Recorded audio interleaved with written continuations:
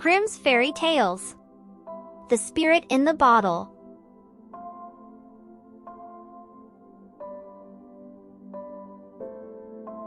The Spirit in the Bottle. Once upon a time there was a poor woodcutter who worked from morning until late at night. When he had finally saved up some money, he said to his boy, "You are my only child. I want to spend the money that I have earned by the sweat of my brow on your education. Learn an honest trade so you can support me in my old age when my limbs have grown stiff and I have to sit at home." Then the boy went to a university and studied diligently. His teachers praised him, and he remained there for some time. After he had worked through a few classes, but was still not perfect in everything, the little pittance that the father had saved was all spent, and the boy had to return home to him. "Oh," said the father sadly, "I cannot give you anything more, and in these hard times I cannot earn a heller more than what we need for our daily bread." "Father dear," answered the son, "don't worry about it. If it is God's will, everything will turn out well for me. I will do all right." When the father said he was going into the woods and earn some money by cutting cordwood, the son said, "I will go with you and help you." "No, my son," said the father, "you will find it too difficult. You are not used to hard work, and will not be able to do it. Furthermore, I have only one axe and no money left to buy another one with." "Just go to the neighbor," answered the son. "He will lend you his axe until I have earned enough to buy one for myself." So the father borrowed an axe from the neighbor, and the next morning at daybreak they went out into the woods together. The son helped his father and was quite cheerful and full of energy. When the sun was directly above them, the father said, "Let us rest now and eat our noon meal. Then all will go twice as well." The son picked up his bread and said, "Just you rest, Father. I am not tired. I will walk about a little in the woods and look for birds' nests." "Oh, you fool," said the father, "why do you want to run about? Afterwards you will be tired and no longer able to lift an arm. Stay here, and sit down beside me." But the son went into the woods, ate his bread, was very cheerful, and looked into the green branches to see if he could find a bird's nest. He walked to and fro until at last he came to an enormous oak that was certainly many 100 years old, and that 5 men would not have been able to span. He stood there looking at it, and thought, many a bird must have built its nest in that tree. Then suddenly he thought that he heard a voice. Listening, he became aware of someone calling out with a muffled voice, "Let me out! Let me out!" He looked around but could not see anything. Then he thought that the voice was coming out of the ground, so he shouted, "Where are you?" The voice answered, "I am stuck down here among the oak roots. Let me out! Let me out!" The student began to scrape about beneath the tree, searching among the roots, until at last he found a glass bottle in a little opening. Lifting it up, he held it against the light, and then saw something shaped like a frog jumping up and down inside. "Let me out! Let me out!" it cried again, and the student, thinking no evil, pulled the cork from the bottle. Immediately a spirit ascended from it and began to grow. It grew so fast that within a few moments a horrible fellow, half as big as the tree, was standing there before the student. "Do you know," he cried in a terrifying voice, "what your reward is for having let me out?" "No," replied the student fearlessly. "How should I know that?" "Then I will tell you," shouted the spirit. "I must break your neck for it." "You should have said so sooner," answered the student, "for then I would have left you shut up inside. However, my head is going to stay where it is until more people have been consulted." "More people here, more people there," shouted the spirit. "You shall have the reward you have earned." "Do you think that I was shut up there for such a long time as a favor?" "No, it was a punishment. I am the mighty Mercurius.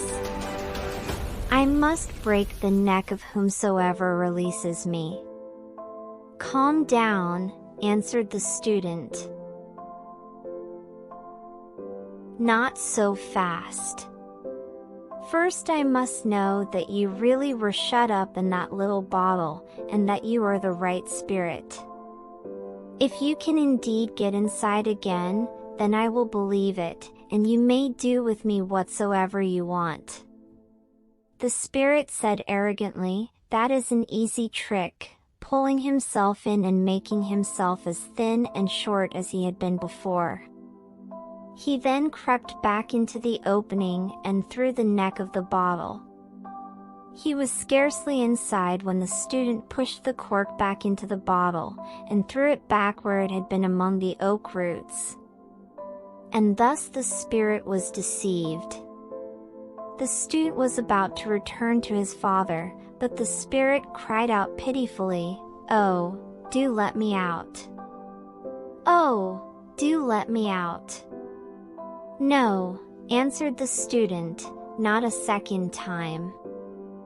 I will not release a person who once tried to kill me, now that I have captured him again." "If you will set me free," cried the spirit, "I will give you so much that you will have enough for all the days of your life." "No," answered the student, "you would cheat me like you tried to the first time." "You are giving away your own good fortune," said the spirit. "I will not harm you, but instead will reward you richly." The student thought, "I will venture it. Perhaps he will keep his word, and in any event he will not get the better of me." So he pulled out the cork, and the spirit rose up from the bottle as before, and extended himself, becoming as large as a giant. "Now you shall have your reward," he said, handing the student a little rag that looked just like a small bandage. He said, "If you rub a wound with the one end, it will heal, and if you rub steel or iron with the other end, it will turn into silver." "I have to try that," said the student. He went to a tree, scratched the bark with his axe, then rubbed it with the one end of the bandage. It immediately closed together and was healed. "Now it is all right," he said to the spirit, "and we can part." The spirit thanked him for having freed him, and the student thanked the spirit for the present, and returned to his father. "Where have you been running about?" said the father. "Why have you forgotten your work? I said that you wouldn't get anything done." "Don't be concerned, father. I will make it up." "Make it up indeed," said the father angrily. "Don't bother. Just watch, father. I will soon cut down that tree there and make it crash." Then he took his bandage, rubbed the axe with it, and struck a mighty blow, but because the iron had turned into silver, the cutting edge bent back on itself. "Hey, father, Just look what a bad axe you've given me. It is all bent out of shape." The father was shocked and said, "Oh, what have you done? Now I'll have to pay for the axe, and I don't know what with. That is all the good I have from your work." "Don't get angry," said the son, "I will pay for the axe."